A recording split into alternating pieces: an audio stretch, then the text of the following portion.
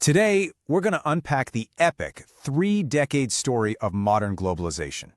I mean, it's a heck of a story. It's got everything. An explosive beginning right after the Cold War, a painful reckoning, and now a total reinvention of the world economy. So where do we even begin? You know, when you hear this quote, it sounds like it could have been written yesterday, right? It's basically a description of an Amazon Prime paradise. But the crazy part is, the famous economist John Maynard Keynes was writing about the world way back in 1914. He was describing a previous golden age of global connection, an age that, well, ended abruptly and very, very violently. That's a powerful idea to keep in the back of your mind as we go through this. Okay, so let's set the scene. It's the 1990s. The Berlin Wall is rubble, and this incredible wave of optimism is just washing over the entire globe.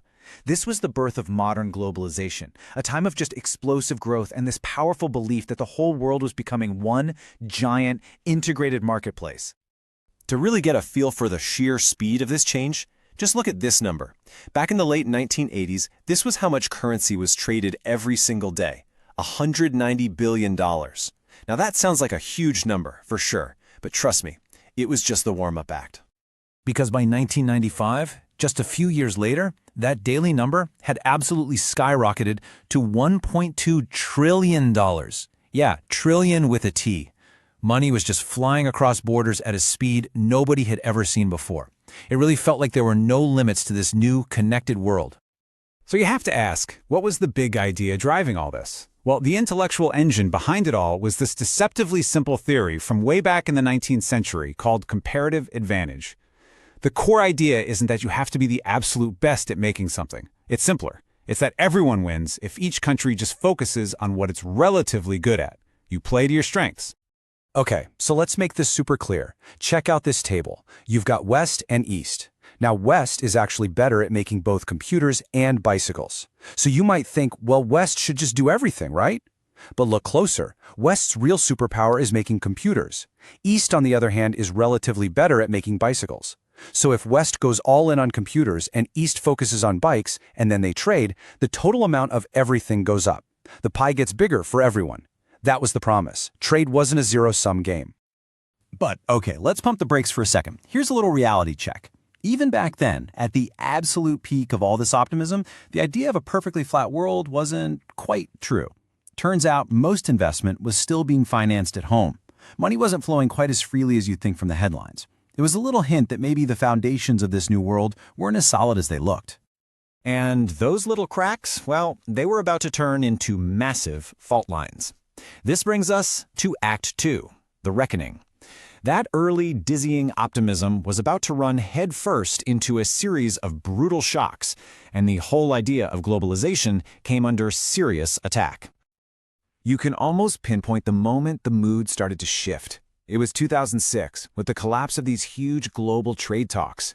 It was a big deal because for the first time in decades, the political will to just keep pushing for more free trade, it just evaporated. The global consensus was breaking apart. And after that, it felt like the hits just kept on coming.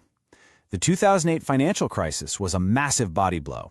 It completely shattered people's faith in that interconnected financial system that had powered the whole boom. And by 2019, all these events gave rise to a new and kind of scary word, deglobalization. And deglobalization is pretty much exactly what it sounds like. For the first time in modern memory, all the things we used to measure globalization, trade, investment, capital flows, they were all going in reverse. Everything that had been going up, up, up was suddenly going down. The world was starting to pull apart.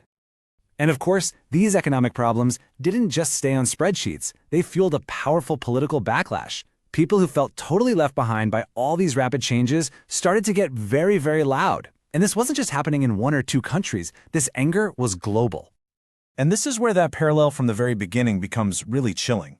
Remember that vibrant, super-connected world from 1914 that Keynes was talking about? Well, all this talk of deglobalization brought that memory rushing right back. That world, It ended in war. The first great age of globalization didn't just fade away. It was destroyed. And all of a sudden, the idea that our own era of connection could go into a dangerous reverse, well, that started to seem terrifyingly real. And listen, this backlash wasn't just a Western story, not by a long shot.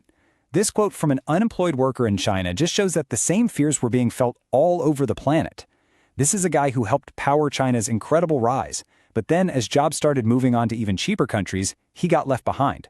That anxiety was a truly global thing. So where does all that leave us? Well, it brings us to Act 3, to the new reality that we are living in right now. See, globalization didn't die. It just transformed. It became something slower, more cautious, and way more complicated. Welcome to the age of slowbalization. So what on earth is slowbalization?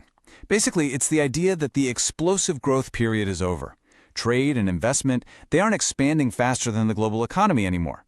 So the world's still connected, definitely, but the pace has slowed to a crawl. The high-speed train has become a local commuter. And this chart, this picture tells the whole story.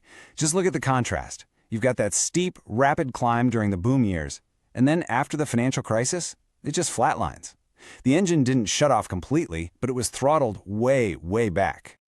Now, it's really tempting to blame this all on politics and trade wars, and that's part of it, for sure.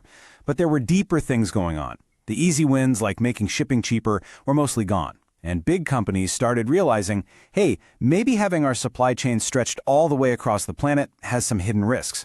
On top of that, China started making more of its own stuff instead of just assembling parts from other places. And if all that wasn't enough, another layer got added to this, and it's a really big one.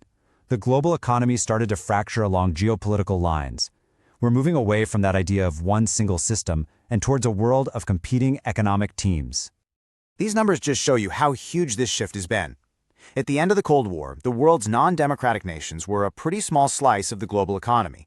Today, their share of global GDP has more than doubled. Their share of the world's biggest companies has jumped from just 3% to 30%. This isn't a small adjustment, it's a fundamental rebalancing of global power. And this visual just hammers the point home. The autocratic world now makes up over a third of the entire global economy. The West is no longer the only game in town, not even close. We are living in a bipolar economic world, and that's a reality that would have been totally unthinkable back in the 90s. So this is where our story leaves us for now. I think what it shows is that globalization was never some unstoppable force of nature. It was always a man-made system, a fragile one that's constantly being reshaped. We started with that parallel to the first golden age, an interconnected world that ended in the catastrophe of World War I. And today, we find ourselves in another era where the global system is fracturing into rival camps. It leaves us with a really unsettling question. As our world divides again, can we avoid repeating the mistakes of the past? Will this time be any different?